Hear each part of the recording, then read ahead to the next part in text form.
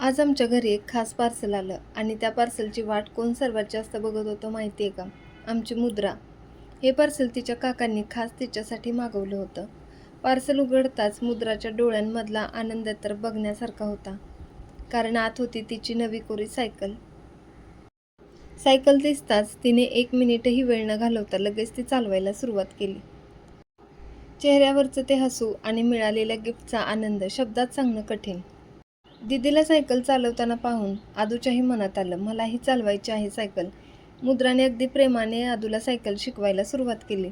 पण आदूला कोणाची मदत नको होती. तिला वाटत होतं मी एकटीच चालवणार. पण सायकल काही पुढे जाईना आणि मग काय, आपल्या छोट्या मॅडमचा पारा चढला. रागाच्या भरात आदूने सायकल तशीच सोडली आणि सरळ आतमध्ये जाऊन रुसून बसली. लहान मुलांचं मन किती निरागस असतं. कधी एका छोट्याशा गिफ्टने आभाळा एवढा आनंद मिळतो, तर कधी सायकल पुढे न गेल्यामुळे डोळ्यात पाणी येतं. आणि आमच्या आदूचं रुसणं तुम्हालाही गोड वाटलं का? कमेंटमध्ये नक्की सांगा.